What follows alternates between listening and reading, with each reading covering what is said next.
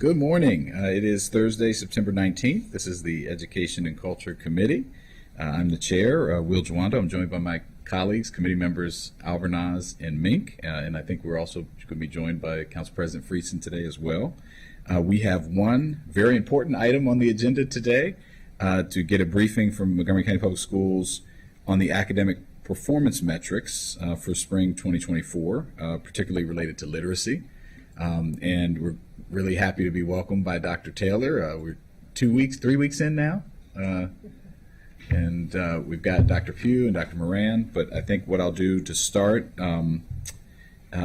we all know obviously how important literacy is it's a fundamental skill, and obviously third grade being the big turning point where you stop learning to read and read to learn. And I was just helping, I think all of us up here are with the exception of Council President Friesen, but I think we're not too far down the road, our parents, and have had to read these math problems and try to dissect and help children with those. And so we know how important literacy is, even to math. And we've been doing these regular updates. I know that you presented this to the board, so we think it's really important that the public, as our core function at MCPS, gets an update on where things are, allows us to ask questions, you to tell us where you think things are going and how they're doing, and how the new structured literacy approach is since it's a new approach, here in MCPS. So really want to welcome again Dr. Taylor, and if you have any opening remarks, I can turn to you before we get into the presentation.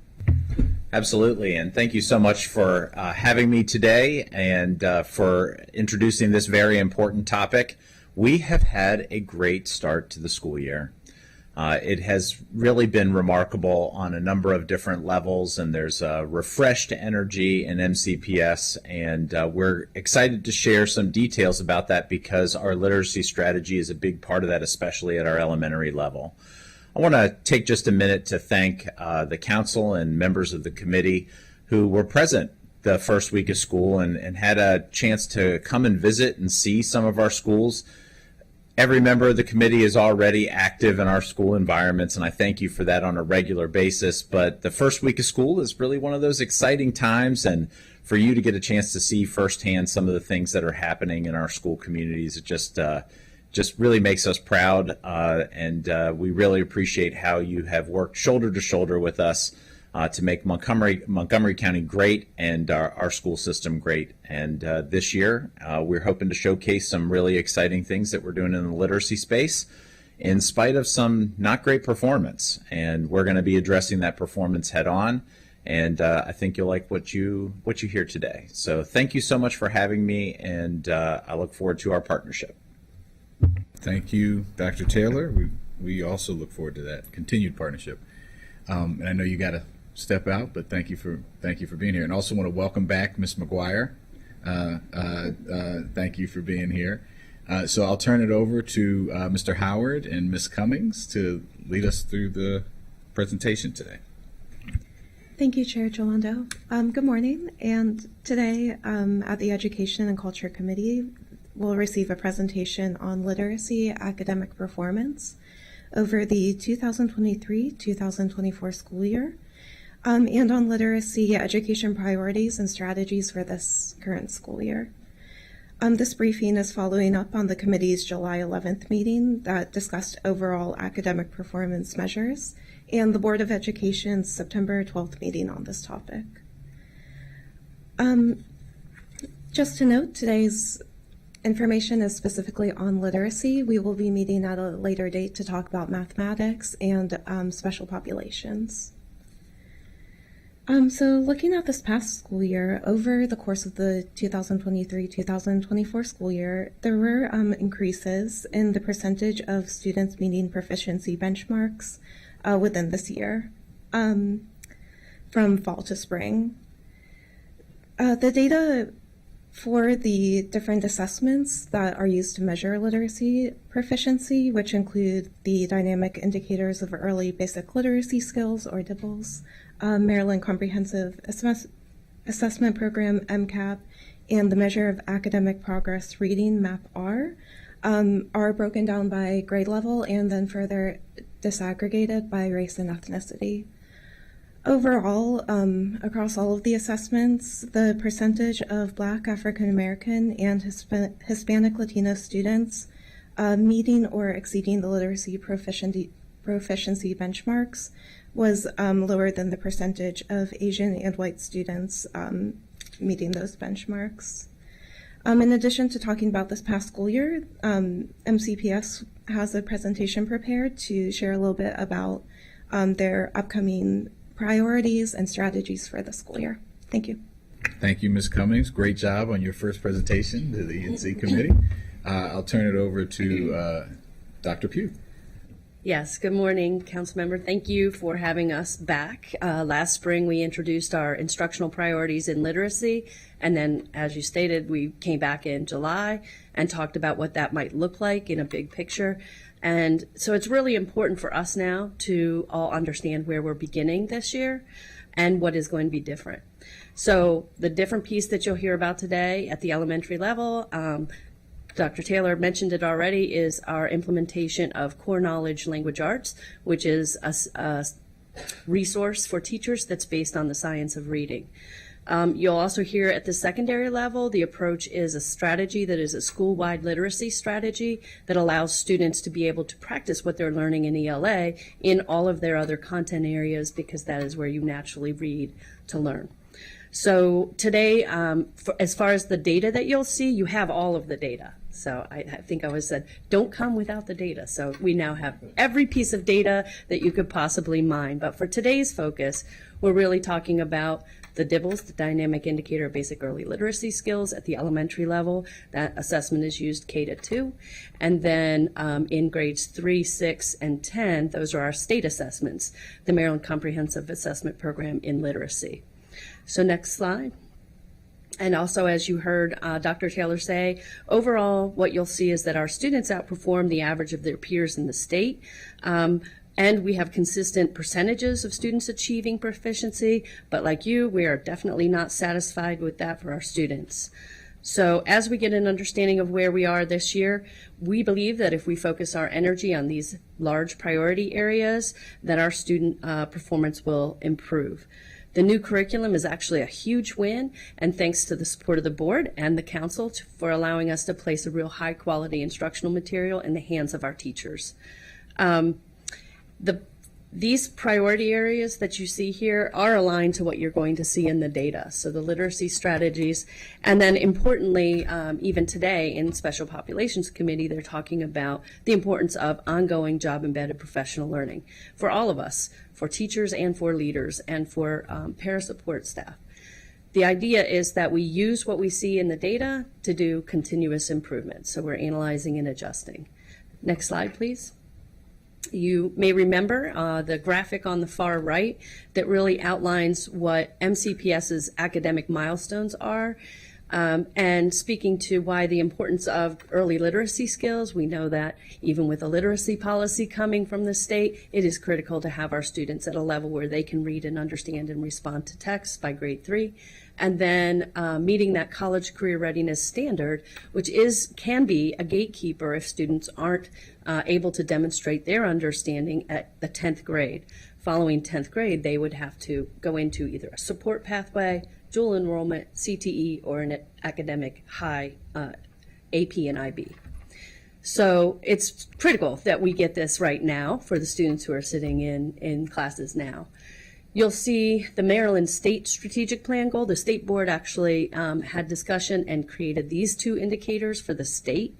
52% of students in grade 3 through 8 would be proficient by the end of this year. Montgomery County Public Schools has already exceeded that. We're at about 54%. But then also in the following year, that the state average improved by up to 57%. You've also heard us talk about the evidence of learning in the strategic plan goal. 81.9% of students meeting evidence of learning and literacy in 2023-2024 last year. And what you'll see in a later slide is that we did not meet that. So next slide. So that is me. Good morning. Good to see you. So the discussion today is in alignment with our board priorities and their commitment specifically to accountability and improving student achievement in literacy. Just to note, the primary responsibilities is, of course, that every student has access to a high quality instruction and resources, that we're committed to a cycle of continuous improvement, which involves regular monitoring and evaluation, which I'd love to have I think we'll have a discussion a lot about that one today. And, excuse me, how we are adjusting our strategies based on ongoing feedback and performance of students. If we could go to the next slide, please. So let's begin right here on this slide where literacy performance was at the end of the 23-24 school year in grades kindergarten, grade 3, grade 6, and grade 10. On this slide, you'll see how all of our MCPS students performed in literacy by the end of the 23-24 school year, as measured by our evidence of learning, which Dr. Pugh just spoke about, which, if you remember, includes multiple measures: classroom, district, and external students meeting 2 out of these 3 measures. Just a quick reminder: the classroom measures are classroom grades in reading or writing. District measures include assessments directly aligned with the curriculum, and of course the external measure is the state and other external assessments. So this is, just to be clear for everyone watching, this is the all lumped together, all grades. Correct. Yes. Right? Okay. So as Dr. Pugh shared, the goal was 81.9% of students meeting the evidence of learning by the conclusion of the 23-24 school year. And so 69.5% of our students, all students, met that goal. And disparities persist between our white and Asian students' performance above 85% and our Black or African American and Hispanic Latino students at 62% and 54% respectively. Do you want to add something? Next slide. Go ahead. Next slide, please. So this is an overview that really sort of sets the stage. We'll go a little bit deeper into each of the grade levels to orient you on the... Dr. Pugh, how many slides do you have? I want to just, for questions... 13. Okay, all right, so we'll just hold. If we have something burning about a question, we'll stop, but... Yeah, that's fine. Okay, go ahead. That's fine. To orient you to the chart, on the left, you'll see the grade levels. These are the board priority areas. It's actually K, 3, 6, and 9, but there isn't a 9th grade state assessment, so we brought to them grade 10. And what you see is that there are 2 measures. So the first measure, you see the percent proficient in the column in the middle for the dynamic indicators of basic early literacy skills, or DEBLS. And then you see last year's percent proficient. So in kindergarten last year, at the end of the year, 74.2% of our students met that bar. So a slight improvement from the previous year. And then you'll see in grades 3, 6, and 10 that the percent proficient dipped slightly in grade 3, stayed about the same in grade 6, and a little bit of an improvement in grade 10 overall. Next slide, please. So here's a little bit more detailed look at the DIBELS, the kindergarten measure that you'll see. Across all grades, K through 2, a higher percentage of students performed at or above the benchmark in the spring as compared to the fall, meaning we're growing throughout the year. Kindergarten students actually exhibited the most significant improvement, with the 74.2% performing at or above benchmark, which is actually a 24.2% increase from the fall to the spring. While those disparities do continue to persist, it's important to note that our Hispanic Latino students actually showed the greatest gains throughout the year last year, with 12.6% more students at or above benchmark, up from 34.8%, which is where they began at the beginning of last year. It's important growth to ensure that students are reading by grade 3, and it demonstrates the positive impact of the focus on science of reading, making sure that our teachers understand the basic foundational literacy skills and that our students have access to grade level. Next slide, please. While our students outperformed their state peers in the Maryland Comprehensive Assessment on Literacy, and 54.9% of grade 3 were proficient, again, this was a slight decrease of 2.7 percentage points compared to the cohort of students. They're different students, so the previous cohort of students was slightly higher. It is somewhat consistent with what we saw across the state, with a 1.5 percentage point dip overall. Gaps in the performance, again, still persist, and they continue to challenge both Montgomery County and the state. I think Go ahead. So just Councilmember makes whisper to me, and I just think, I know you have this, but it would just be so helpful to see the graphic change of like last year versus To this this year. year. Like, you know, I just think you need to see that. I know it exists probably somewhere, but seeing, when you say there was a 12.6 increase on the last slide from kindergarten, that's a big increase. Obviously still not where we want to be, but that's a lot of growth in 1 year. And I just think if someone's just looking at this in isolation, they're not going to know that number. Right. And I'm assuming you have similar stories to tell here. I don't know, right, on this data, on this sheet. So we didn't do the comparative for the other Okay. You grades. just I did just kindergarten. thought what it does is give you context of the fact that where our students, every single student group grew using the science of reading. And we saw that across all of the grades. What you had here was K. I hear your point, though, about making the visual, because we should celebrate when there's growth throughout the year, and we'll remember that when we come back with our progress monitoring throughout the year to be able to do some comparative. So grade 3, one of the things that has been being discussed around the state is how many students are close? How many students are within 1 to 3%, 1 to 3 answers away from demonstrating proficiency, right? And so when we look at that data, they call this the cusp. An additional 1,608 students, or another 14.6% of students, were within 1 to 3 responses. And again, if we move those students and if we encourage them based upon what they were able to do in the previous year, 69.5% of them would have been proficient, which is a significant increase. So there's a good number of students who are right there. Next slide, please. Grade 6, last year's sixth graders scored slightly higher than the previous cohort the previous cohort did at 53.3. Last year, end of the year, 54.9% proficient. Our percentage of students meeting proficiency increased by 0.9, while the state overall dipped by 0.3 percentage points, pretty stable throughout. As consistent with the pattern we saw in grade 3, we note that the gap in the performance is greatest between our Asian students at a 78.3% proficient and our Hispanic Latino students at 30.7%. Again, on the cusp, an additional 2,009 students, or another 17.8%, were within 1 to 3 responses to being proficient. Next slide, please. Grade 10. Similarly, we see our grade 10 literacy data, which is one part of the state accountability system, measure for students so that they can be identified as college and career ready and have access to those pathways.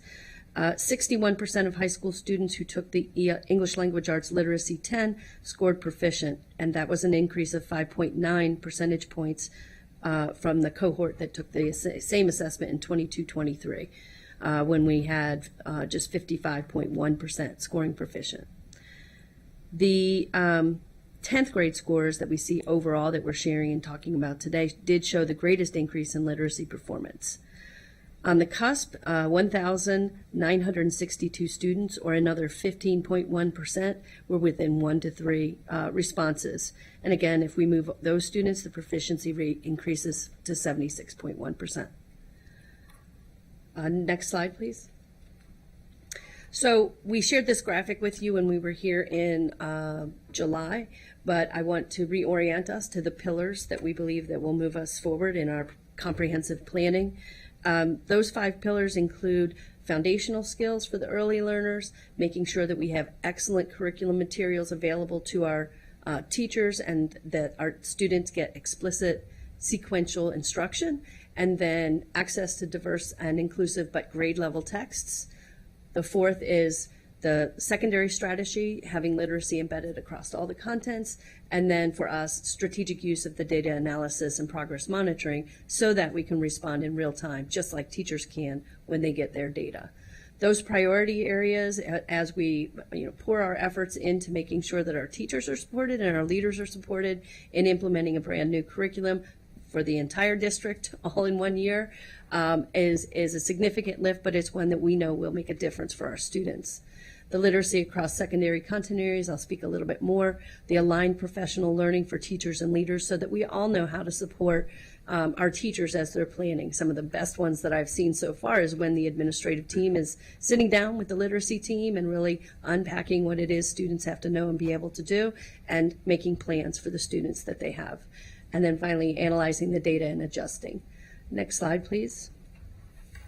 So we thought it would be important to go back to the why we have a new English language arts curriculum, because it is a significant lift and it is a significant change. So Montgomery County was a little bit early in the adoption of science of reading across the state. So it was actually 3 years ago that a small number of schools started with learning the foundational skills and teaching them sequentially.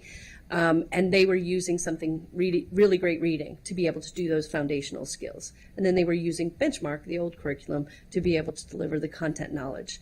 So what's important about this is that this resource actually embeds both. So teachers do not have to go from resource to resource. It actually embeds a very strong science and social studies content knowledge building, which is important for our students, and that strong foundational skill. You cannot have strong reading comprehension if you don't have both the word recognition and then understanding the content of what we're talking about. So we think it's a strong move on the county's part. We believe that we'll see significant improvement. Next slide, please. All right. Again. Oh, go ahead. Oh, go ahead. I was going right on. Go. So shifting back to the secondary level, we'd like to share some of the rationale behind choosing to focus on literacy across content areas. We know that many secondary students struggle to read informational text such as newspaper articles, research journals, textbook chapters. On the whole, students generally experience a larger portion of their reading as narrative in elementary school, especially in the earlier grades. And then when they shift to secondary, they are expected to read a lot more of informational text. So that percentage flips. Even if students have had adequate reading instruction in elementary school, informational text is a different kind of challenge, and they may still struggle with specialized vocabulary and dense sentence structure that we often see in informational text. Students also need to navigate factors like a lack of familiarity with concepts in the text they're expected to read, all of which can interfere with their reading comprehension. Students need to read these texts not just for the sake of reading, but actually as a way of learning the content itself, as Mr. Jawando started us off with. So it's essential that they have the tools to break these texts down. The state assessments, for example, our state science and social studies assessments, are filled with complex tests that students need strong literacy skills to unpack, but we traditionally only teach those literacy skills in the ELA classroom. When we think about all these demands and our students and the fact that we have students who are not reading yet on grade level, we need to increase the dosage of literacy instruction across a student's school day by using consistent literacy strategies paired with grade level text across content areas. This approach is supported by ample research and is one of the recommendations from the Institute for Education Sciences, or IES. Back to you. Next slide, please. So moving forward, we believe there are some new things that we're doing this year. There are some things that we were doing well in terms of delivering instruction and our teachers working hard and having routine professional learning, but we think there's some things, key levers that we can use this year.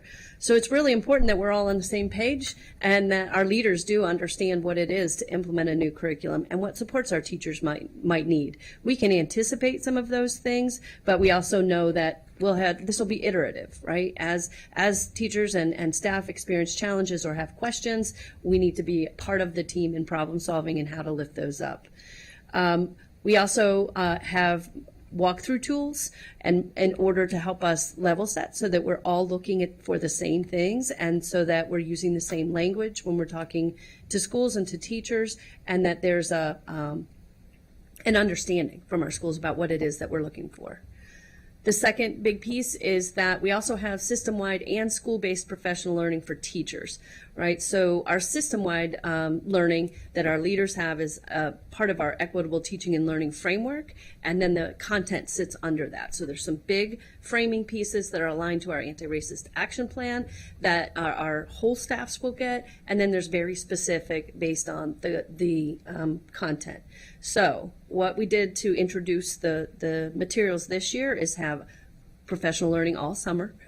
And I think they lived at one school, and Quince Orchard welcomed them, and we had all of the teachers cycle through and administrators to be able to see the new curriculum, to be able to hear how to use it. But one of the pieces to support it is this new curriculum study. Why is that important? It's hugely important that our teachers understand the depth of the standards of what students actually have to be able to do. That curriculum study is a process by which you unpack what it is students have to be able to do. And then supporting, as a team, a grade level team. We also, our other equity lever for teachers and for leaders is to make sure that all students have access to grade level instruction. Because if we never ask students to do the types of levels of responses that they're expected to do at the end of the year independently, then we can't expect that they would get there. So it is making sure that we're all on the same page and that all students intentionally have access to grade level, even if they have experienced learning gaps.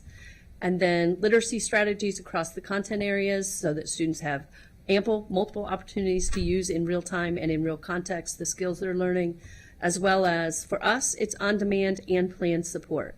So on-demand, I think Malika Brown might say that her office phone is ringing, and people are reaching out quickly and often with little questions and big questions. And we're working with them to be able to resolve some of those concerns and resolve some of the questions. But then we also have a planned support to schools on a monthly basis. We meet with the reading specialists, and each elementary school has a reading specialist. They get much deeper into, so they did Unit 1 this year, or this summer. They'll be digging into what is upcoming for the planning for Unit 2 together so they can support in the school. Equitable instruction and intervention, again, I think we've probably said this enough, but first instruction is where it happens. If you do that well, if you plan for the students that you have in your classroom, knowing where they are and what supports they might need, or enrichment, that keeping students up with that. It's when they start falling behind that we have a responsibility to identify and ensure that those students get additional support, be it short-term or long-term, and that we monitor it. So that's what the bottom piece is, making sure that we're monitoring that student progress, responding to student needs, and being transparent about where we are and making sure families have the information they need. Next slide. Oh, there's no next slide. Back to you. All right. Well, wonderful. Thank you for the presentation. I also just personally like the change in background from the MCPS. So I saw a little bus in the background, so thank you for that. So I'll start off and then turn to my colleagues who I'm sure have questions that will beget more questions. But there's a lot here, a lot of data. Thank you for providing the data in the packet. Really appreciate that. So one big question and then a specific question. So obviously we see these persisting gaps, right? There has been some growth and progress, and we talked about how we want to make sure we're showing that. Could you dig in a little deeper to some of the strategies, specifically, obviously, in this context around literacy, how we're tackling those? Obviously, the curriculum itself is clear. You think it's a strategy, which is great, but within that, how are we differentiating and working with those specific populations to try to close those gaps around literacy? Sure. Thank you for that question. It is, I think one of the key pieces to know is that we have to hold our students and make sure that they can do the rigorous work that they're being asked.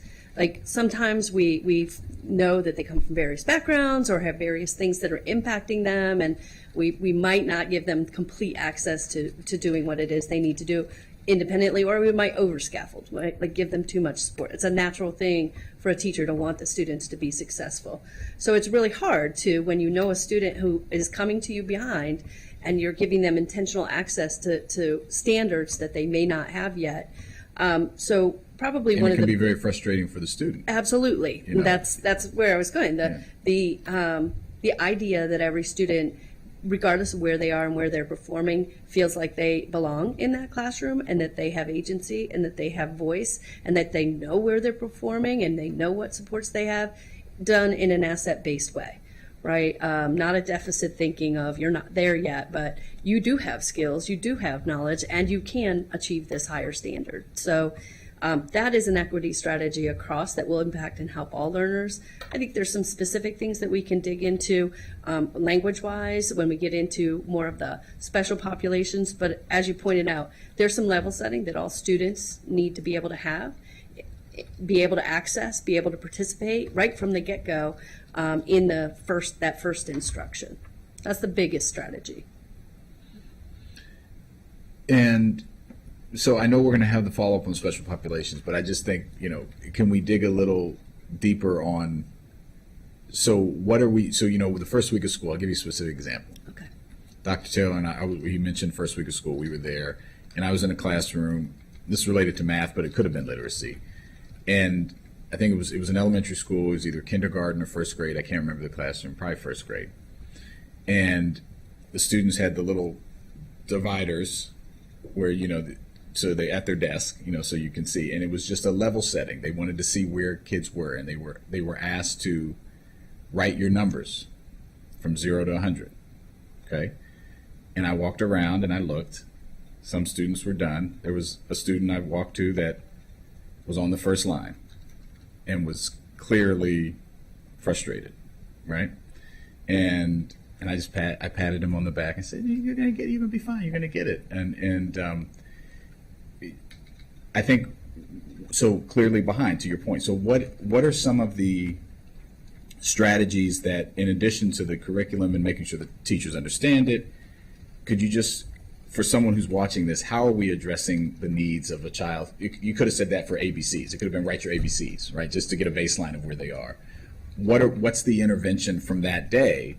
Just could you walk us through, like, what are the types of things that the teachers would do to address that gap? Because you have this was a student of color who was clearly behind and was frustrated, and that teacher, and I almost wanted to come back later in the day and just see how they were doing, but what's that intervention look like for those students? Because that's who we're talking about in these numbers. Yep, absolutely. Thank you for the context. And I can say I saw the same thing in a kindergarten class. Yeah. So I spent my opening week in a kindergarten class where they were doing nursery rhymes, and the teacher was working really hard to implement the curriculum and get through it. And again, the ability of the students to do the nursery rhyme, some of them knew it right off the bat, like they'd heard it before, and others were struggling with actually looking at the words and actually mirroring what the teacher was saying. So in that case, there is a significant time period during the day in the elementary that's dedicated to literacy. During the literacy, there's a basic core lesson that is for everybody, and then there's opportunities for them to go and do their independent practice or do their small group work. Those are the times when a teacher intervenes or a paraprofessional intervenes with specific students based upon what they're showing that they do know, right? So that student, in your case, that was only at 10, do they need more time? Do they actually know them? Can they say them? Is writing the issue? So it's always the teacher is looking for more information about what specifically that student needs to be able to fill in the gap. Excuse me. So to your point, in the day, during the time, they have a lesson for all, and then they have time built in where they're doing different groups. And then if that's not working and we see that they're not responding to that level of treatment, then there's might be an identified information. After you've looked at more information, then that student would get additional support through a resource period or through an additional time in the classroom. Our Tier 3 students, those students that are the top 5% who really need significant instruction, who are multiple grade levels behind, those students consistently have access to an intervention during the day. Yeah, I appreciate that. I'll let you follow up on that. I mean, I don't want to hog the time. So I want to ask one other specific question. I raised that because I think people want to understand what's happening and just to lift up how hard it is to differentiate destruction in a classroom like that. Like, it's hard. And you need people and time, and you got to pull it out, and you got to, you have to meet people where they are. It's really difficult to do in real time with if you have impacted population. The packet also talks about this on the cusp, which is something I was very interested to see. I had wondered this, because the thing about a cut score is proficiency, which is a cut score, is either you make it or you don't. And there's been a movement, even though it is a multiple measure type approach, you either make it or you don't. So these students, in page 4 of the packet, it says in grades 3, 6, and 10 scored just under the level by 1 or 2 questions. That's the definition of CUSP. So I'm assuming those students are now 4th, 7th, and 11th grade students, right? Correct, right, today. And so what are the interventions that have been identified for those students? You mentioned, like, if we get them up next year, they'll be up. So what are we doing for is there a special something that we're doing for those CUSP students, or how are we approaching that? Yeah, I'll start and then I'll let Dr. Moran add in. So as a former principal, the very first thing I did with my students was actually talk to them about where they were and what they had done, show them how very close they were, encourage them, affirm what they do know, right? To the students, this assessment is not impactful on them in any way. It doesn't hold them back from things. So making sure that they understand how important it is that they are actually able to show what they know on these assessments, because that helps us understand what they need moving forward. So first thing, making sure kids know, making sure families know. You know, you were very, very close, and so now we've got to do more than a year's growth in a year's time. So what I'd like to add is going back to the differentiation in the classroom, and acknowledging that our resource deployment for many years has been done equally and not equitably, right? And I'll give you just a very specific example of how we've not differentiated resources. So in terms of instructional specialists at central office, the Whitman cluster would receive the same amount of support as the Kennedy cluster, right? In terms of resources, personnel, people going out to schools. We have entirely changed that, and because we need to, and it doesn't work, right? The idea that you're going to give the same thing to one group of students that you're going to give to, and not look at the data and have the data determine how you support the schools.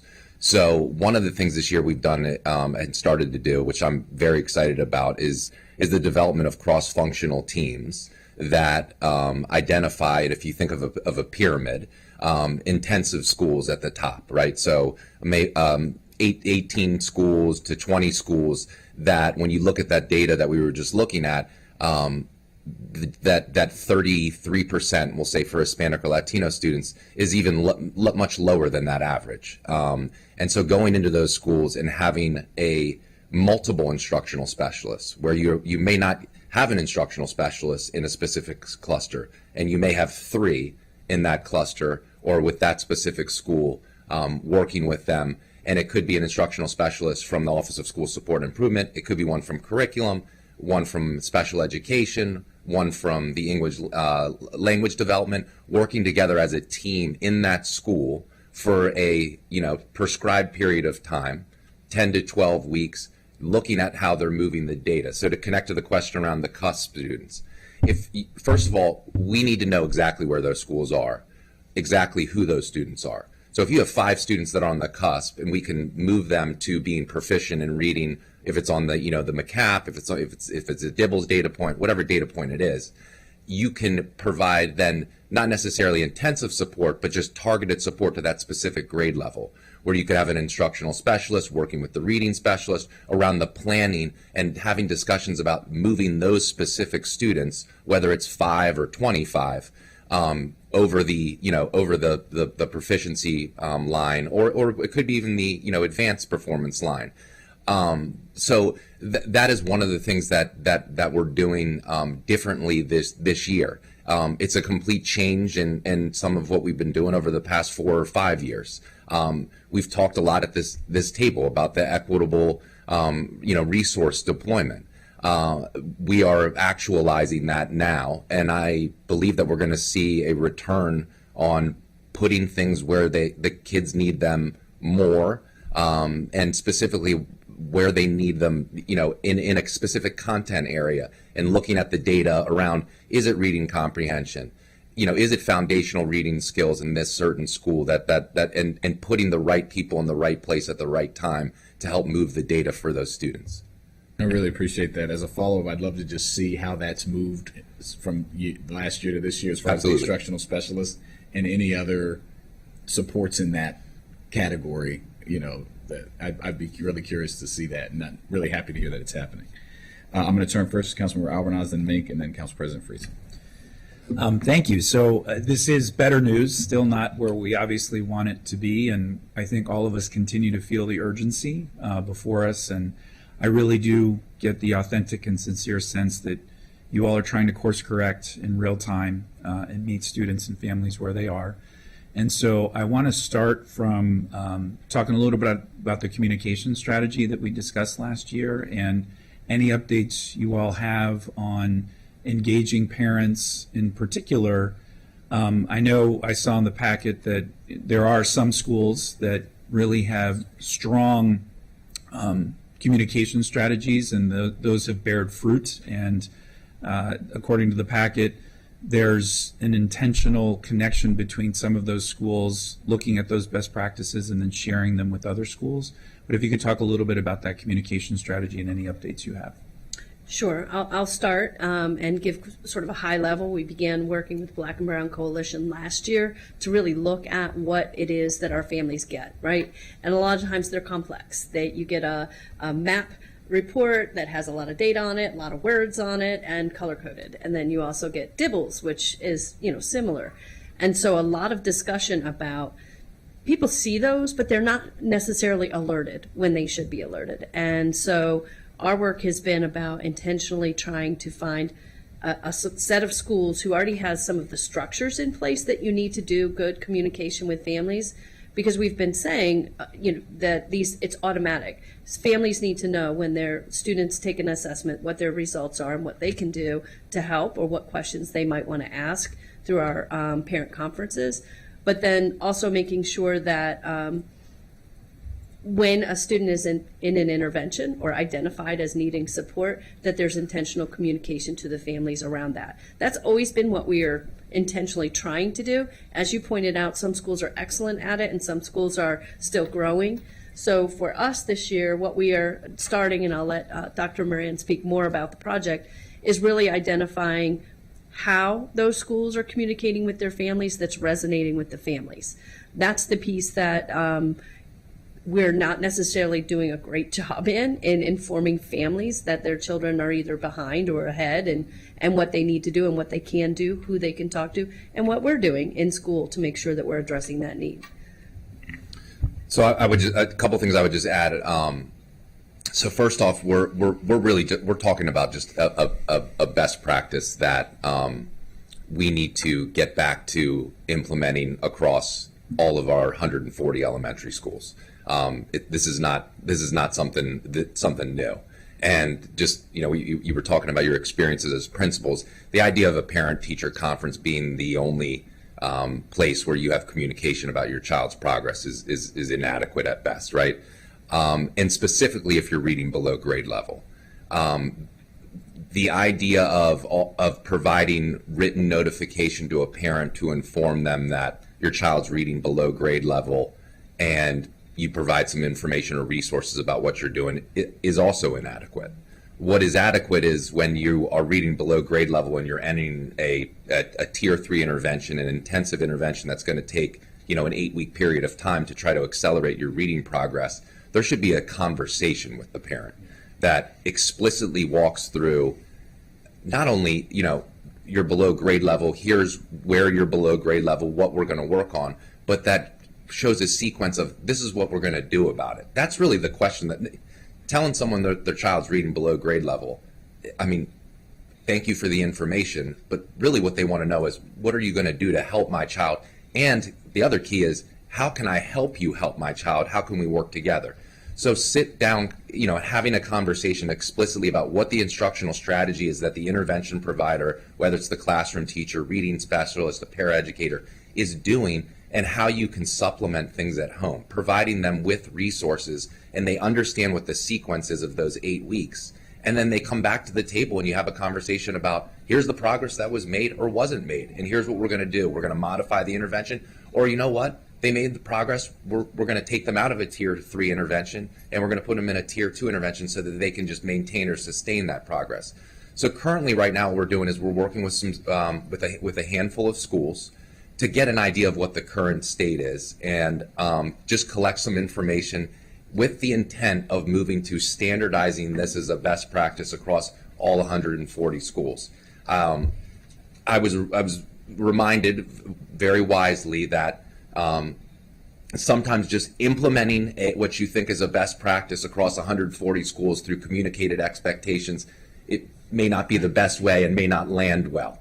That sometimes is the route that you need some people around you to say, pump the brakes a little bit. Let's see where people are, and let's work with a handful of schools, get their feedback on what works best, and then communicate a standardized process of communicating. But this is something that we got to get back to doing. It's a fundamental practice that we have had in place, but it is one that there's variance across the 140 schools. Some schools do it well. A lot of that is also dictated by the principals' strategy with their community, their beliefs in partnering with parents. And I also think that we need to work with our communities around understanding that the parents have a valuable perspective about their child's performance. And given the resources and support from the school, they can support progress at home. And so having that belief and that mindset in all 140 schools is something that is essential as well. I appreciate that. It sounds like it's in progress, which I totally get and understand. I think once you've established those metrics, those need to then translate to benchmarks that we hold schools accountable for, but also, better leveraging partnerships and alliances with the rec department, with community-based organizations, with a lot of faith-based organizations that are providing some level of service, or even sports teams, and being really intentional about empowering administrations to and support them in connecting to those organizations so we can expand our reach. Because sometimes, and just teaching families how to navigate the MCPS process, is also obviously important, and it's not a one-size-fits-all, clearly, and I know you all understand that. But I'll keep harping on that and want to be a help in any way that I can, and I know all of us feel the same way. But that's something that's important.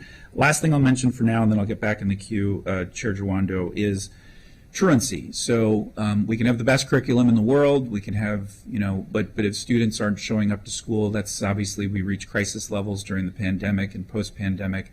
Any updates on truancy? And I would suspect that there's probably a direct correlation between some of those students that are struggling the most and those that are not coming to class.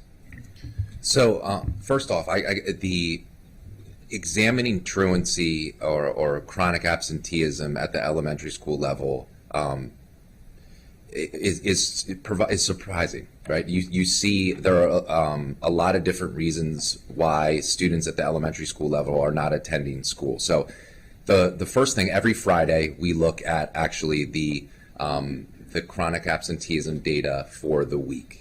And some of those are very quick interventions to address situations that are happening within a community. I'll give you an example. Glen Haven Elementary School. This is also a school where the majority of students walk. So we knew it wasn't a transportation issue. We knew it wasn't. So we had focus groups within the community, had conversations. It was around feelings around safety and security, specifically among our Hispanic and Latino parent population. That they shared that. We had conversations about it. There were some things that had been shared, whether via media and things in the community that we were able to address or correct to make sure that accurate information was getting out there. Putting people in the neighborhood to support with seeing a visible presence beyond even just the footprint of the school is something that is a practice that's done at elementary school and does provide a sense of safety, security, and comfort to families as they walk to school. So we did that, saw the chronic absenteeism drop significantly. But I think it's about consistently looking at that data and intervening immediately as opposed to looking at it quarterly. Mm-hmm. The other piece is just not the communication between the principal and the community about what the expectations are around attendance. Mm-hmm. I know that sounds like a very basic piece, but there are parents that need to understand when their child can come to school. We have a lot of schools that open, 20, 30 minutes early before instruction, to even, attempt to accommodate parent schedules and things like that. And we need to communicate that in multiple ways. I'm going to even go back to the last point that I made. The idea that we keep communicating via letter to our communities is a problem. Going out into the community while kids are coming to school and actually having conversations, having the resources where you can have a conversation, in Spanish if you need to, and in Amharic if you need to, that's going to get kids to school. That builds a connection. A letter translated really doesn't. So we've been working, we did see a drop last year in chronic absenteeism by 3%. Majority of it was at the middle school level where we saw that data drop.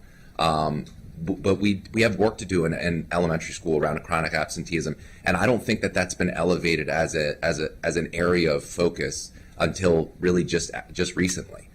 So a lot of work being done on that.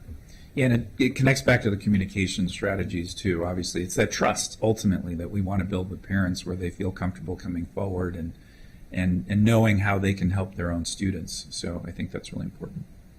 Yeah, and I just wanted to add, you received as a follow-up to our July 11th, that exact data that you're Yes. referencing there, that it truly indicates chronic absenteeism, being absent 10% or more of the school days that they're in, has a significant impact on achievement levels. I mean, it makes sense, right? If you're missing 1 or 2 days a week, you're missing some vital instruction that really is challenging to make up. So attendance and the efforts that our school principals are making, I've seen some really interesting ways. They have the truck fairs and they have all kinds of community events just to get out and see families, meet families, hear their perceptions, understand what it is that might be keeping a student home.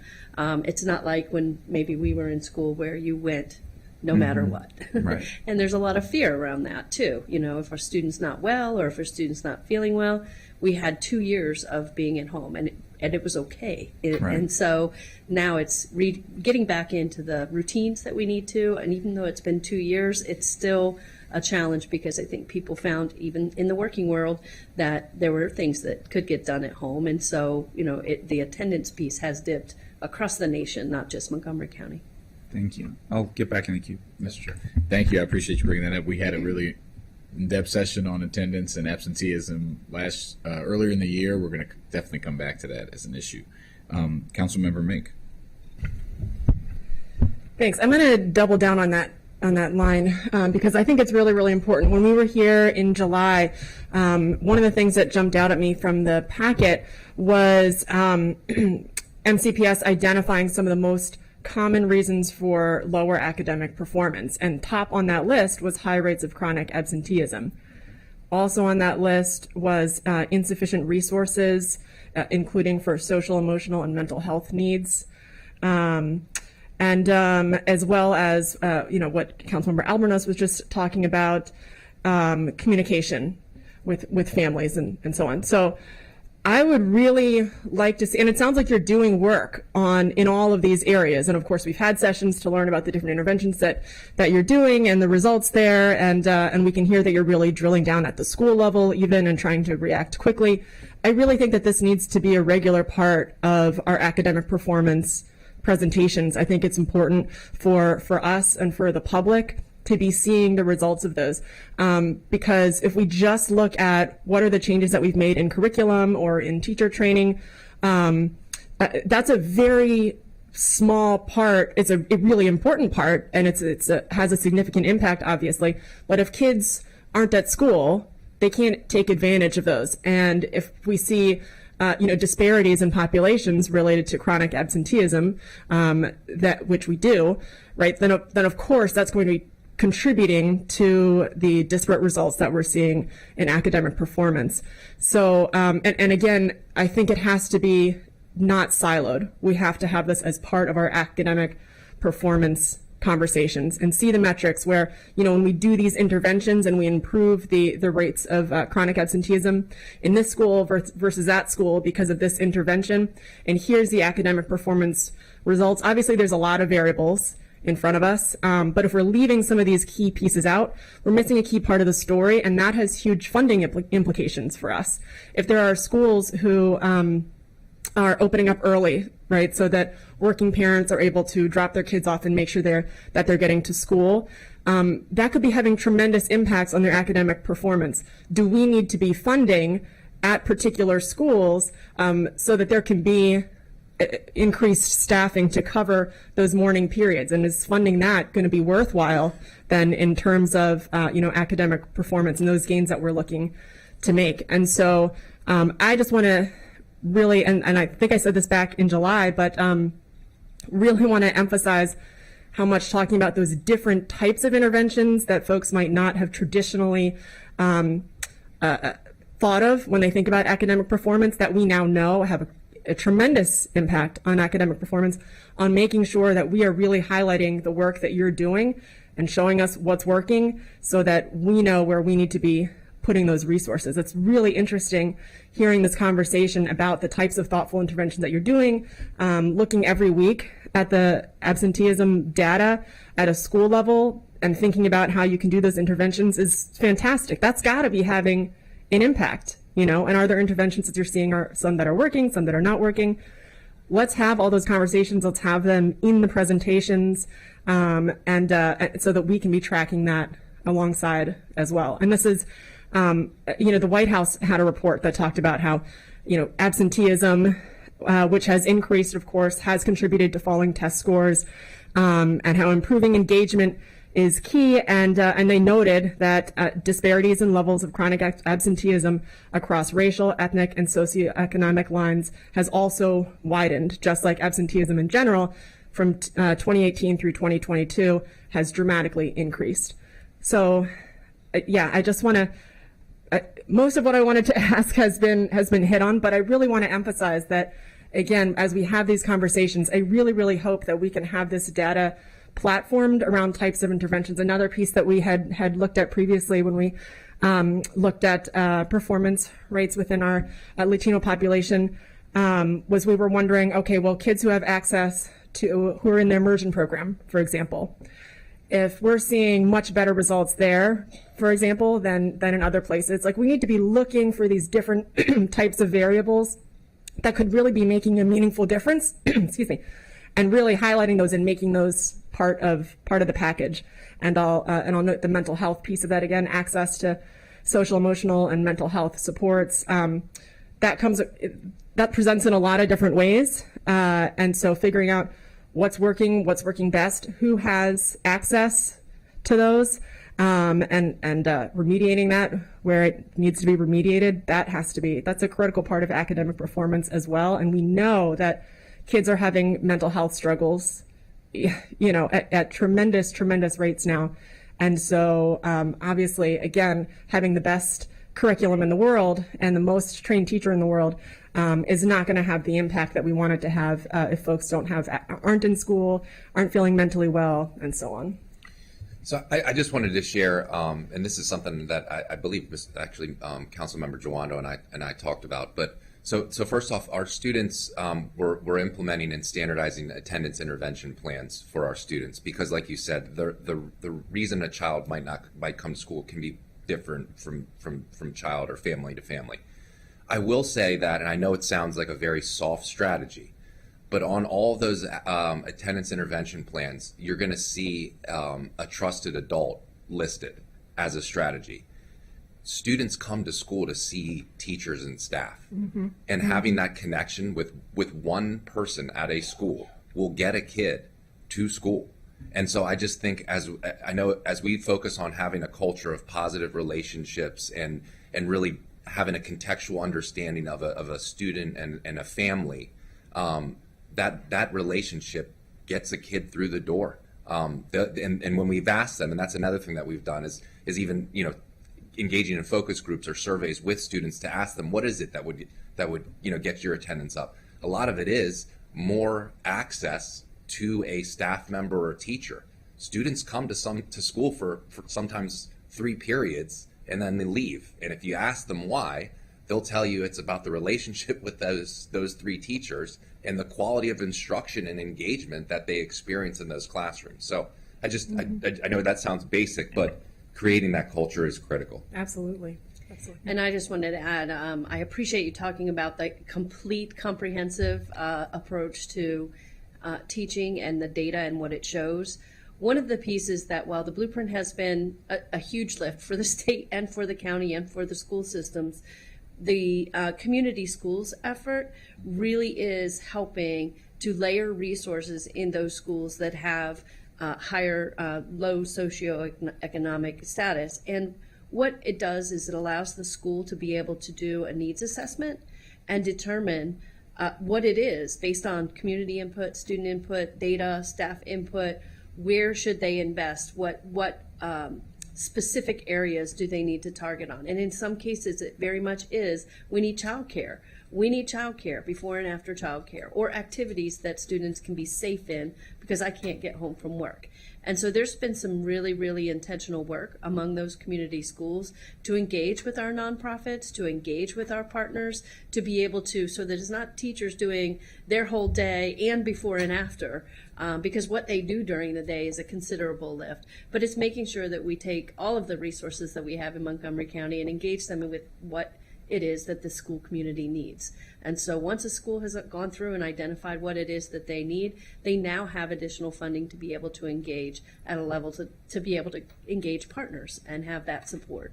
Absolutely. All really good points. And, there's so many variables that can contribute to things like chronic absenteeism, that being able to really get on the school level and engage those community organizations and those trusted partners, like Councilmember Albornoz was noting, to have those conversations. And there's like a qualitative assessment really that has to happen. It's going to be, it's not always going to be easy to figure out, like you did, that we have a particular segment of our population whose parents are seeing that their kids don't feel safe at school, and we need to figure out how to address that in the way you did. But that's not, it's not an easy thing to do, to figure out those types of nuances. And when we think about having a trusted person at school, I think that's a great point, and we have to absolutely platform those as valid, because that's how we're going to implement solutions. I mean, and that certainly points to also the importance of making sure that we are hiring a diverse staff, and that we are, recruiting in all the places that we need to recruit to, to achieve that.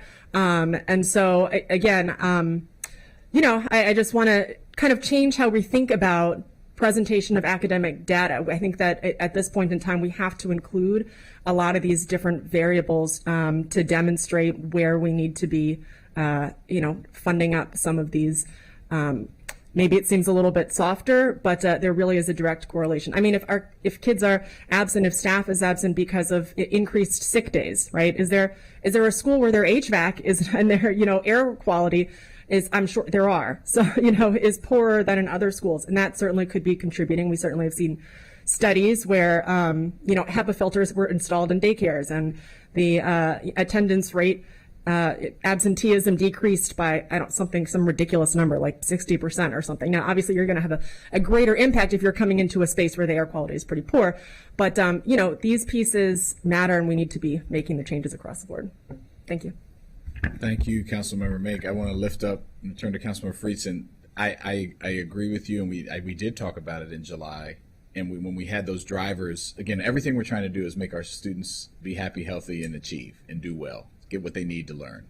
And everything we do in the committee is talk about what are the ways that we get there, either proactive positively, like changing curriculum, and then what are the barriers to that, right? So that's why we've had sessions on absenteeism, on safety, on mental health, right? Like the things that are on that list that Councilmember Mink just talked about.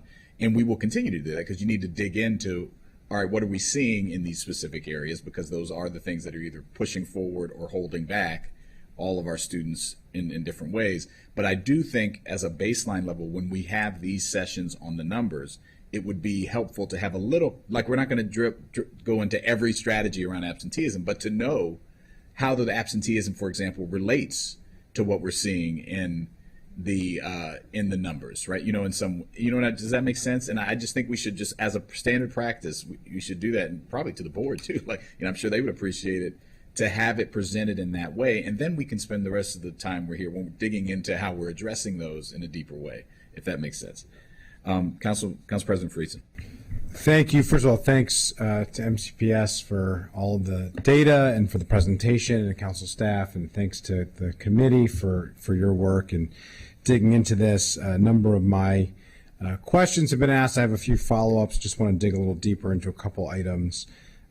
First of all, I just want to reiterate the relationships and the connections. I don't think there's anything that we can talk about here that is more important than the coach, the teacher, the security guard, the guidance counselor, the person in the building who is the trusted mentor, trusted person that a young person is going to turn to, both in good times and in a time of crisis. And we need that. We want that. All of us are relying on that.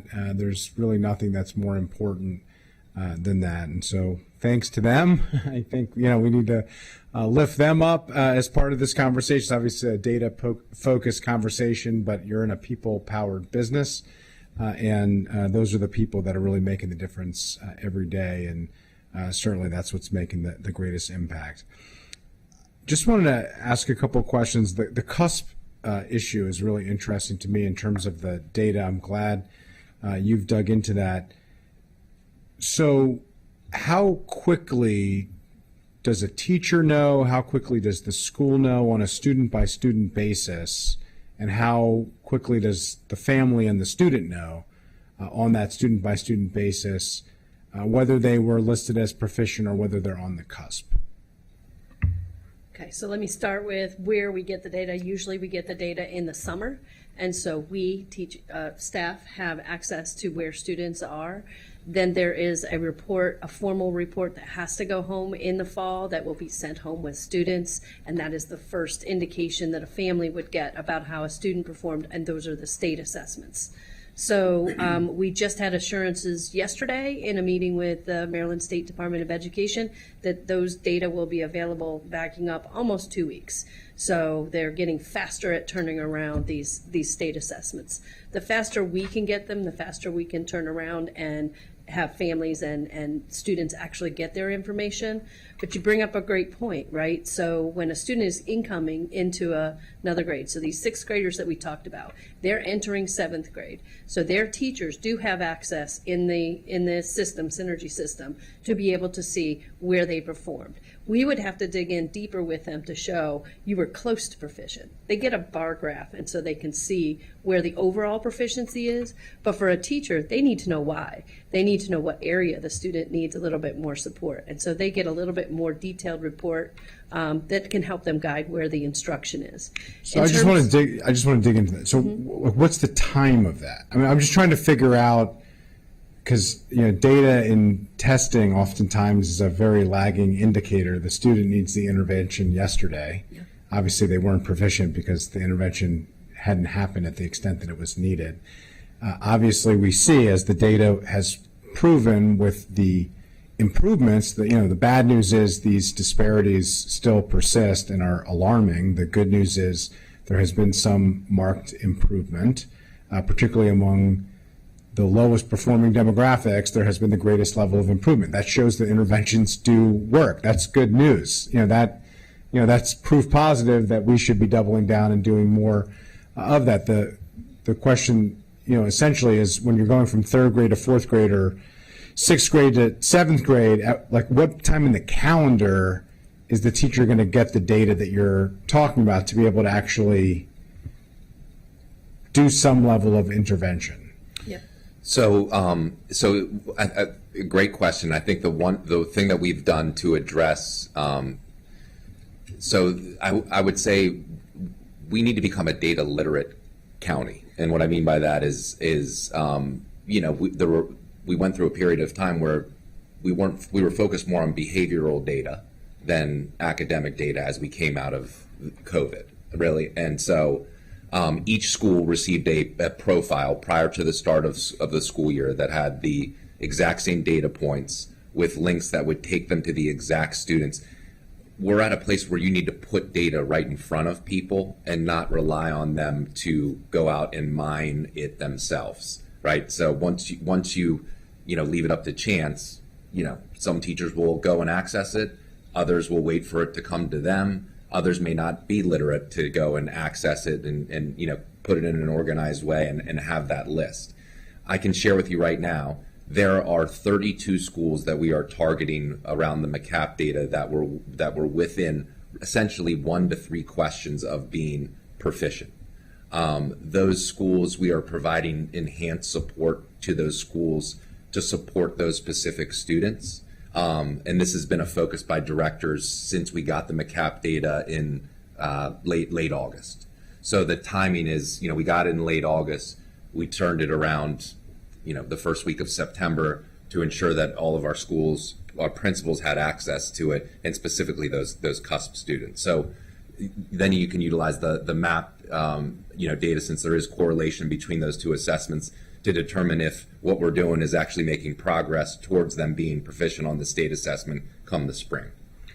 Okay, so I appreciate that. So it's a layered approach. I just want to make sure I'm understanding that you're looking at the aggregate of the school performance to determine the resources to try to move from equal to equitable, Correct. which you talked about Correct. earlier. I think the committee's talked about a lot. The council's supportive of that approach. Then you go from the school-wide to the student-specific, Correct. which is the support then going to the individual students who are on the cusp, and then the teacher knows, they know, their families know, that they are on the cusp. The reason why they're getting additional intervention is that they were close, and with a little extra support, we're going to make sure that they get over the hump.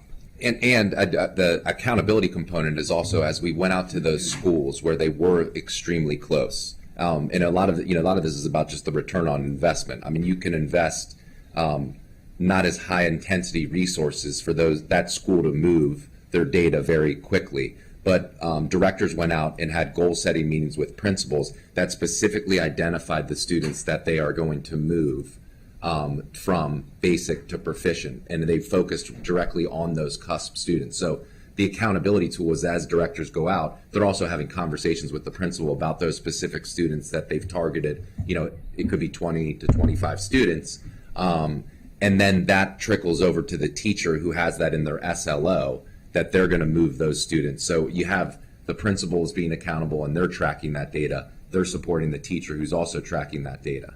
So I don't know if that. Yeah, I just want to make sure, and it sounds like this is the case, that it's not just the school getting the support, but actually the students, the specific students who are on the cusp, and that everybody is aware of why, because it's not just a resource allocation efficiency question, it's a motivating tool. There's a big difference between pass, fail, and failing, and you were really close, and let's work together to get you over the hump. I mean, for any human being, that is a much easier, much more understandable, much more achievable push to get over the hump if you're close. And so being able to communicate, you're close, here's our strategy to get you over the edge, let's work together to make it happen. And so I just want to make sure, it sounds like that's happening for the specific students, that the student, the teacher, the family are all being made aware on a timely basis, and then here's what the intervention looks like, and here's how we're going to make this happen. Here's our plan to Correct. achieve what we need to achieve together. I mean, and really just to simplify this is that you moved the data by simply knowing specifically who those students are. And I think when you view things as an aggregate and give schools data and say, here's your percentage for this student group, that doesn't really tell you anything to move data. You need to know who the specific students schools aren't are. taking the test, the students are. Correct. So I think breaking it down student by student is the only way to actually move the needle. So I appreciate that. On the cusp, do you have demographic data on the cusp that you can share? We do. Like who's on the cusp, and if we move the cusp in the way that you said, how will that change the demographic data? Yes, we do. It is included in the background memo on the MCAP data, but we are also going to dig deeper into that, because I think it's really exciting when you see who's very close. So we can, it's in that memo, but we are going to dig more deeply into it to just demonstrate that those populations that we're really working on, really focusing on how to better meet their needs, they are close. I'll go back and look at the background data, but could you share at a high level so that those who are watching who are not going to do that would, I don't at least at a high level? I mean, I'm happy to. It's what you would think it would be. It's our Hispanic and Latino and Black and African American students. Specifically, when we look at the third grade assessment, there's a very high number of students that, with some additional support, would be proficient on the state assessment. Okay, so I hope that, and I'm glad to hear that. The point there being that if this strategy works of focusing on the students on the cusp, it will help to narrow the gap, not to exacerbate it. Because if that was a different demographic breakdown of the students on the cusp, then that could exacerbate the gap. Exactly. But that's very good news. Okay, my last question, I'll yield back, and I appreciate the indulgence. How does the new curriculum allow for differentiation student by student based on their level of proficiency? That's a great question. Thank you for that one. I think what is really exciting about the resource is that everything is embedded in it, meaning that there are resources and there are specific strategies, for example, for gifted and talented students. There's boost resources that are aligned with it. So embedded right in the resource are strategies to work with all different populations of students, all different students who are demonstrating a particular skill gap. But what I would say is the planning piece, that is what's different, is that in doing the planning, understanding what the standard is, understanding where your students are, and then determining who in your class needs more support and how is that going to be delivered over the day, over the week, and by whom. That is the piece where we're getting a little bit more precise about what pieces of the resource they're using. And they don't have to pull something from another place to be able to address it. So the foundational skills, early phonics, letter naming, nonsense words, being able to read fluently, those are things that are built in. And there's areas in the resource that give additional practice and guidance for students who need that more practice. So again, the idea is so there's another assessment the Dibbles assessment is aligned to the resource. So Amplify is the producer of the assessment, and Amplify is the producer of the curriculum. So there is a very tight correlation between the strands or the areas that test measures and what is available in the resource for teachers to be able to respond to that data, if that makes sense. It does. I really appreciate it. I really appreciate the strategy and the focus on the data here. And I have spoken at length with Dr. Taylor about the focus on behavioral data and now the move to focusing more on academic data. I really appreciate that. I do think that the school system needs to focus on academic data. I think that academic data is a window into behavioral challenges. If students are achieving, behaviorally, they're probably in a good place. And if students are falling behind, they likely have lots of issues that are going on and require interventions that go beyond the classroom, certainly, and beyond instruction. But the academic data, I think, really is a window into just about everything. If a student is showing up every day, if they're doing their work, if they're performing, they're getting positive feedback for their performance, that not always, but oftentimes demonstrates that there is a positive area. So the focus on academic data and academic achievement and ensuring that we're addressing those gaps, I think is going to have the most meaningful impact over the long term for our students and for our schools. I appreciate the shift in mindset. It's been a challenging environment coming out of COVID, to say the least. Thank you for the work that you're doing, and thank you for the indulgence from the committee. Yeah, thank you. And as we've talked about, those other things like attendance, social, emotional, and mental health, all those things are going to be the things that get in the way of if we have bad scores. So we got to, you got to start. The scores will show us what is or is not happening, and then there's all the whys, right, and what we're doing about it. I'm going to ask one other question, then I'll turn to my colleagues who wanted to get back in the queue, and we'll go a little while longer here.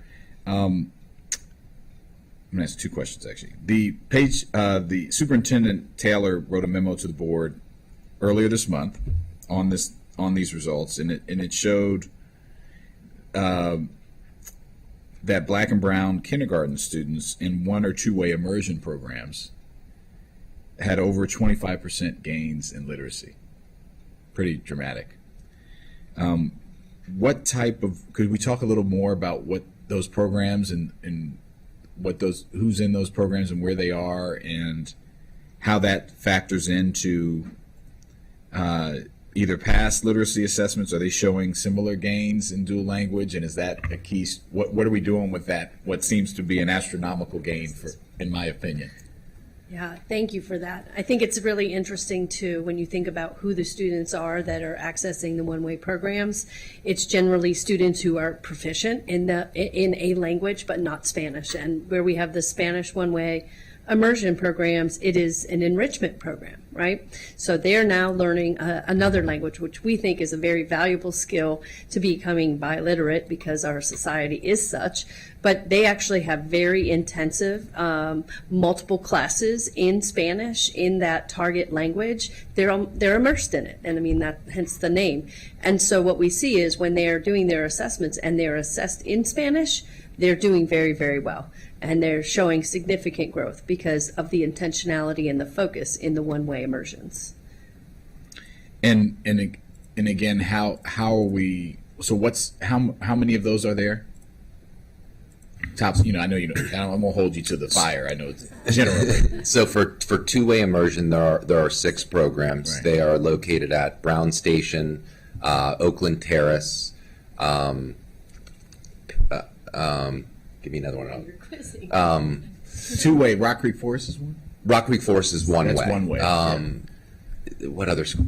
Okay. So there's 6. There's Got it. 6. Yeah. Got it. Okay. And then how many one-way are there? I don't have the specific Someone number of has one it. ways. There we go. Okay. And then while she's coming down, just what are we, obviously we've talked about this before. Like, this is a way, particularly when we have a lot of students some that are having challenges with reading and math that do speak English as a second language or not as a first language. Just this strategy seems to me is something we want to be doing more of, not less. So that's the secondary question of, once we find out, okay, how many are we doing, and then what's our plan? How does that incorporate into this strategy, into this, to improving these numbers? Yes, ma'am. Please Hi, introduce everyone. yourself. I'm Keisha Logan, Director of Pre-K to 12 Curriculum. And for one-way immersion schools, we have 7 elementary schools, 2 French, 3 Spanish, and 2 Chinese, and 8 middle schools as well, so that there is that continuation that we've been really working to build for our students as they exit the So we elementary have schools. 13 schools that are doing immersion, either one way or two way, out of 140 elementary schools. So could you answer my secondary question about what are we thinking about how this factors into our, or does it? You could say, no, we just think it's great that they're there and we want to do something different. But I'm asking, hopefully, do you understand my question? I do. Okay. I do, and I appreciate it. I think there's a lot of interest as well from our community to be able to have access to language programs, specifically language immersion. And when you look at what the 2 designs, right, because they're different and they serve different students. In our two-way immersion schools, it's schools that were selected or identified because the majority or many students in there are not first English speakers. And so it's an intentional design where students have part of the day in English and part of the day in their home language. I think we're seeing different results in our one-way, where it's an enrichment program, where students who are proficient in English are accessing a second language. And we have had some growth. I mean, it's been studied over the past 3 or 4 years, the TWI schools, and I'll tell you that staff spent majority of last year really level setting with some experts in the field who are informing us, you have 6 schools that are doing TWI, but the 6 schools are doing it differently. And so in order to study something, you have to make sure that we're implementing the same. And so there was a lot of work done with principals and directors and around the research about how to design the instructional day and what it looks like for students. And so we are now at a sort of level setting, and all schools have a similar approach or the same approach for delivering instructions in terms of the amount of time on content and the amount of time on language. So we should be able to then study to say, Okay. is this working? Got it. So more to come on that. Yes.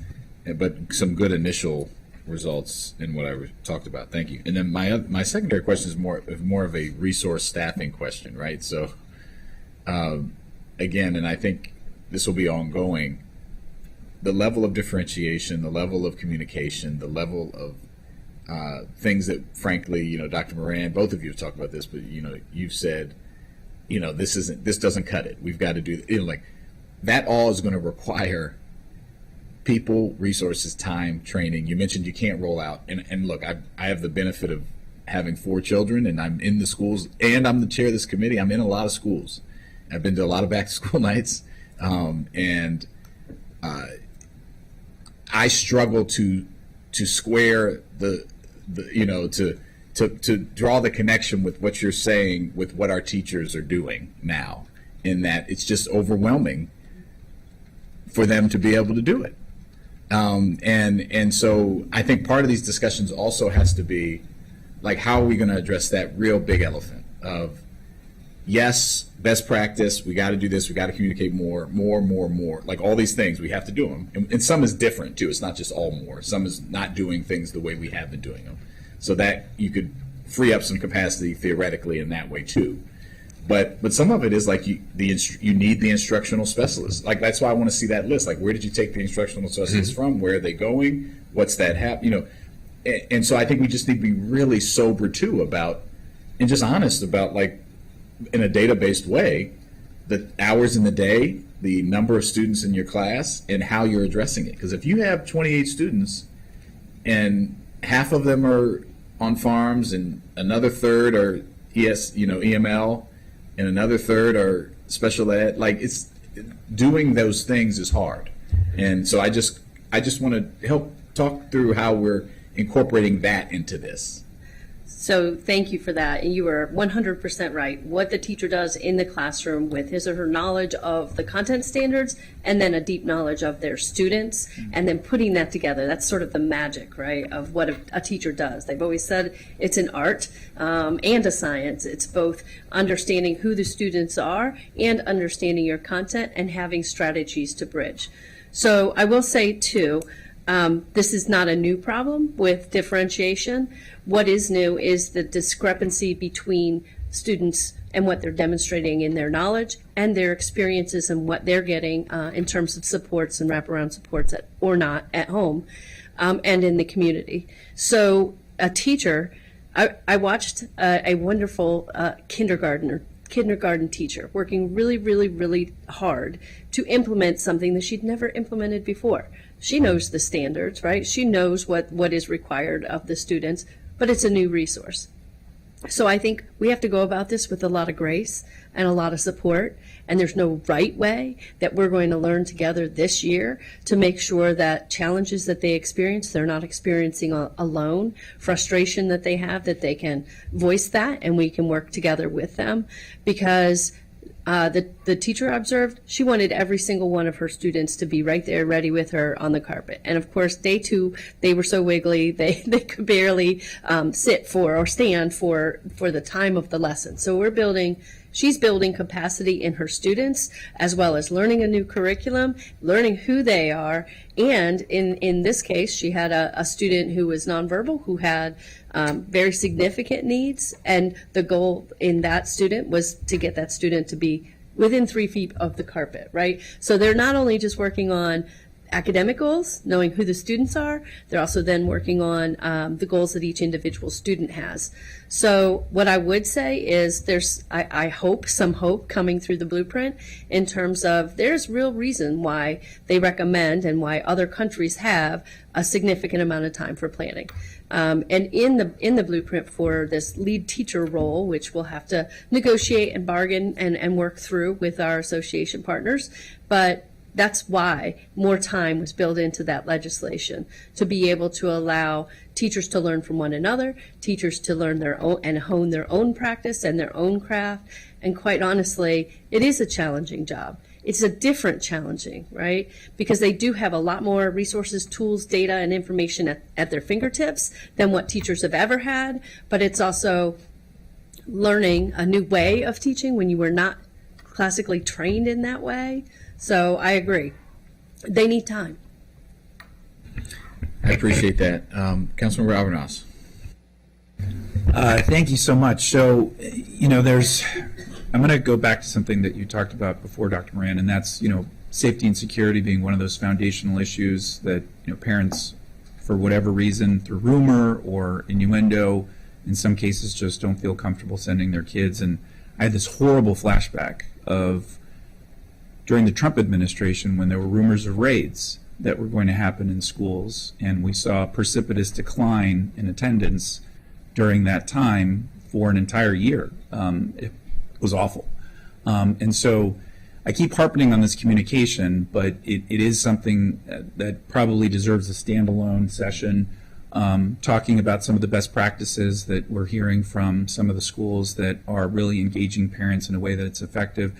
I'd love to hear more about how your public information office is part of this overall strategy, because it's something that we're all going to have to tighten up as a government, frankly, depending on what happens in November, regardless, but especially.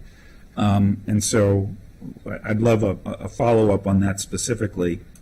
But related to that, those foundational needs, the digital divide, has always been an ongoing struggle and challenge, and now more than ever, our students need access to devices to be able to complete their homework assignments, to learn about what's happening within schools. So could you talk a little bit about how that work crosses over into the literacy scores and how we're ensuring that the students have the devices that they need and the access to be able to utilize those devices to their full extent, and maybe even training on how to access them. But if you could talk a little bit about that. So I'll start. I know that during the pandemic, when every student had a device, and it was a huge initiative to make sure everybody had what they needed to be able to even access. That was the only way to access. I think coming out of that, there was a real sort of pause, like we don't want to do things this way. We want to be able to be in person and with one another and using physical books to be able to do our work.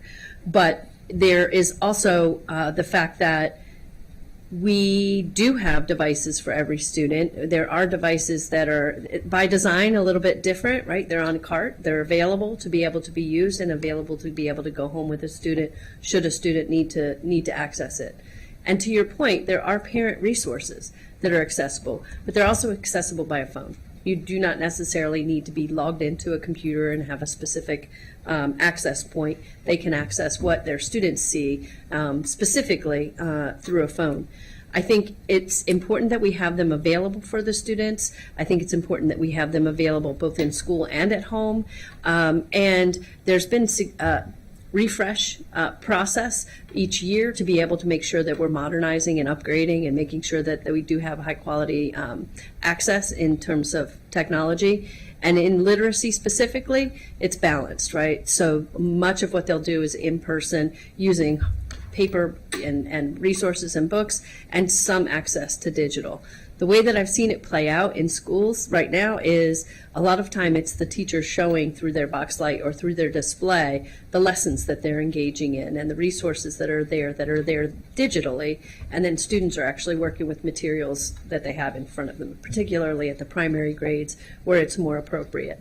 Definitely in the upper grades, we also have to have students knowing what they're looking at when they're reading a piece of text, knowing who the author is, where they came from, doing that background. And quite frankly, our kids are excellent at using Google, excellent at finding their answers, and using those resources. So it is the way of life, right? It's the way it'll be in college. You will have a device in college. You will access your resources. So it's on us to make sure that we're also teaching them responsibility and incorporating it into what they do during school. The only thing I would add is that, to speak on behalf of the principals, technology is not teaching and learning. Mm-hmm.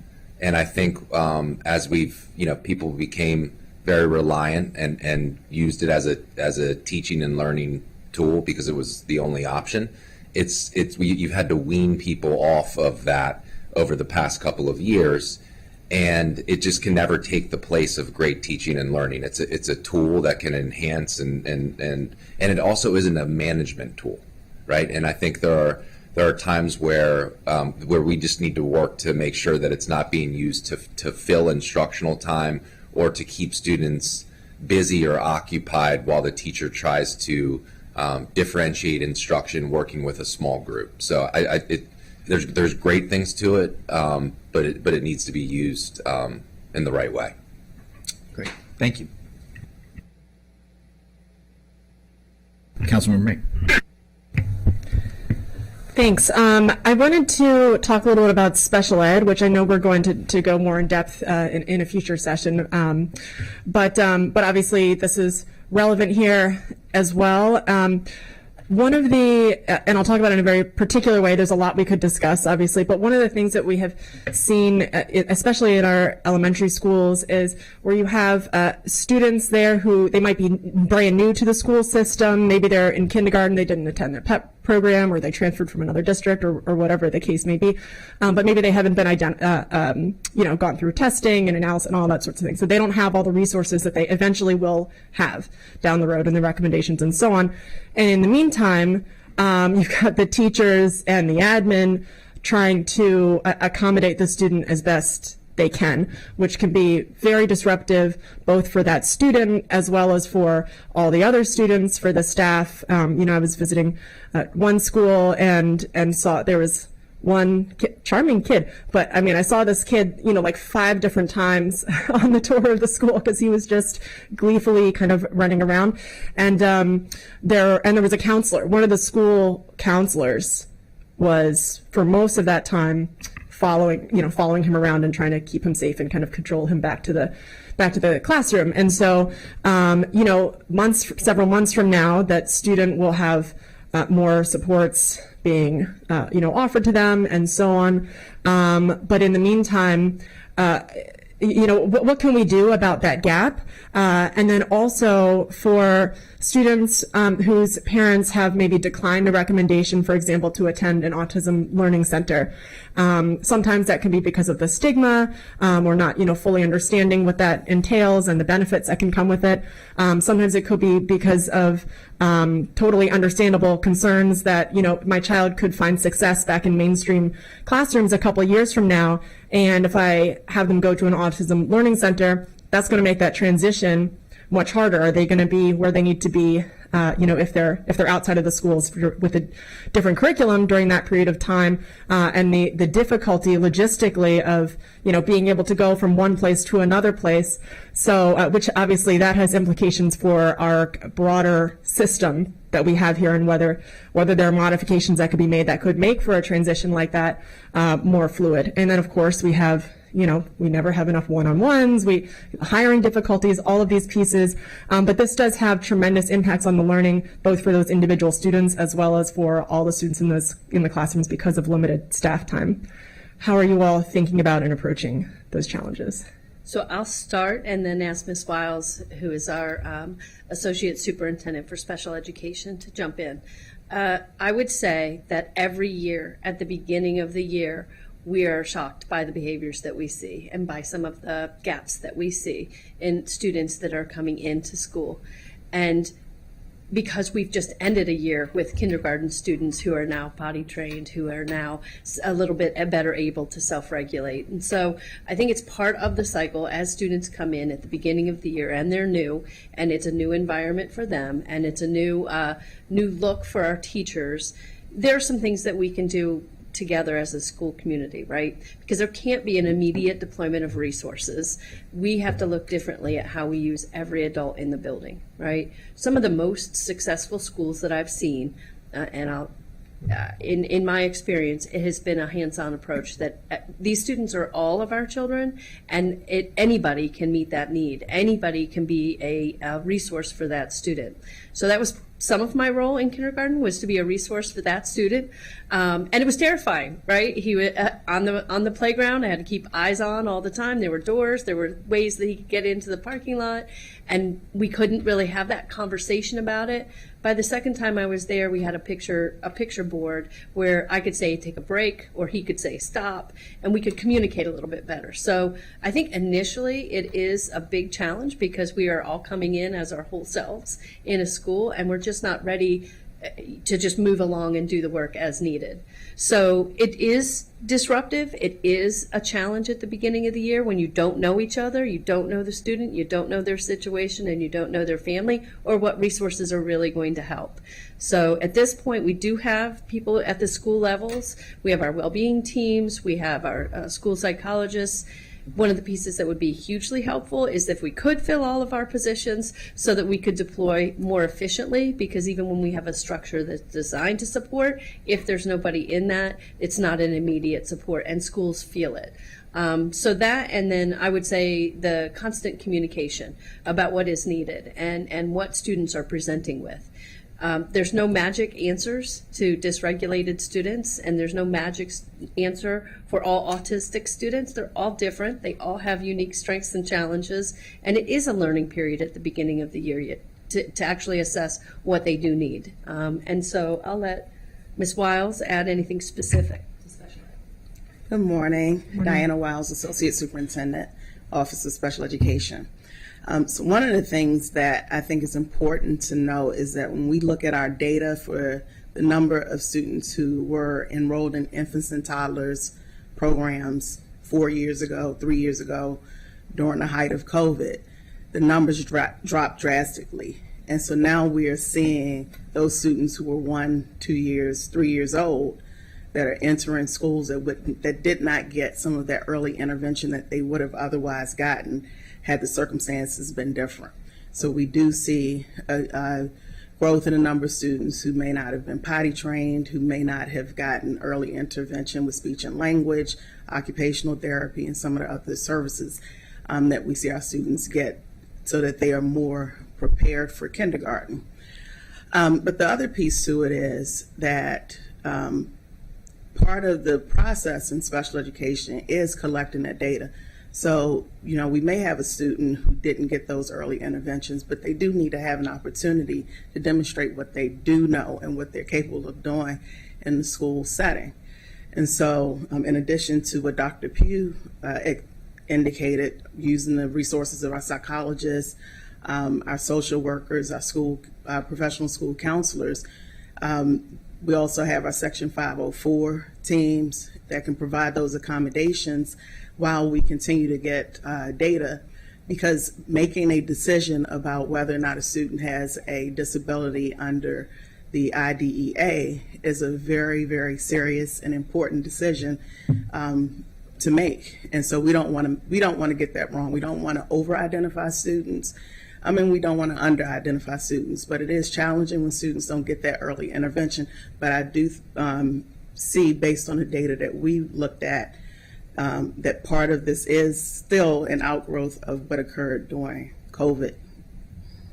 Thank you. Yeah, I appreciate that. And, we'll talk about this more at a later date, obviously, but I do think that taking a look at how we can enhance the mobility into and out of some of these programs may be useful, and because that's a concern now that I've heard from multiple community members about. I want my kid to get these supports now, but I think that with those supports they'll be able to be in a classroom later.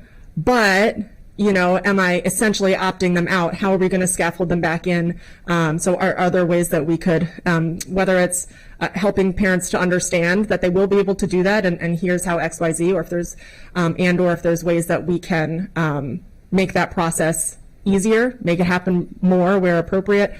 Those pieces just from, again, like anecdotal data, but this is a common thread that I'm hearing alongside multiple elementary school admin identifying to me that this is one of their greatest struggles is the very, very high need kids who are in school and staff who are not necessarily the appropriate person to be doing this, but because of the staffing challenges, they are, giving up somebody who would be in another role to follow that kid around. It's not an easy problem to solve, and I know you are working on it, but yes, I see your finger on the button. Can I just add one thing?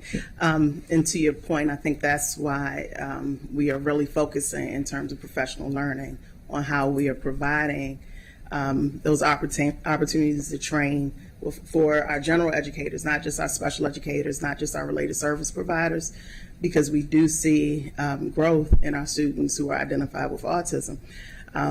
And we can't get around providing that learning for our general education teachers. Our students primarily are in general education classrooms. About 70% of our students with IEPs are in general education. And so that's a huge focus for us to make sure that we're providing quality professional learning for all of our teachers who have to work with all of our students in the classes. Thank you. Absolutely really important. And we also need to think about, I'm assuming, what we can do to continue our recruitment efforts. I know that MCPS has been very creative and you're really working on it. But, our PTPs, are we making it worth their while to keep them? These pieces are may seem small within the entire system, but they do impact on a large scale at the school level. One other point that I will make, to circle back to the conversation about absenteeism, there is one of the variables related to absenteeism that comes out of a different budget, so not the operating budget, and that's the air quality question.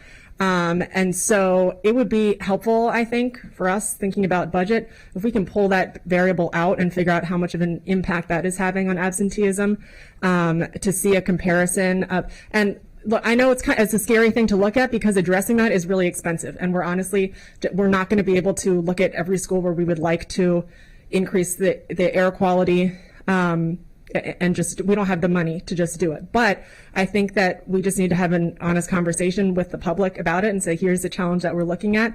If they want to see improvements, we're going to have to find a way to fund it. And if we can't fund it, then we need to, deal with that. But I think that it's important to have that conversation publicly. So pulling out that variable would be really, really helpful, to look at the air quality versus absenteeism, and then, of course, versus the proficiency rates to bring it on home for us. Thanks. Very good point. I think we've exhausted our questions for today. This is something we could talk about all day. It's obviously a core, it's 50% of what MCPS is, between math, or maybe, obviously you need to read and have good math in order to do all the other fun things that get you to school. Like for one of my kids, it's social studies, right? But you need these core, you need to be able to read to do that. Really appreciate the work. We'll come back. We have a number of follow-up items. We will come back on some of these sub-issues that we talked about. We look forward to the math presentation after you've presented it to the board. And just really appreciate all the work you're doing in the MCPS staff, but also all of our teachers and educators and paras and everyone in MCPS who's trying to help our students achieve. We really appreciate it. So thank you. With that, we are adjourned. Because I was going to ask you about culturally and linguistically competent services, but certainly your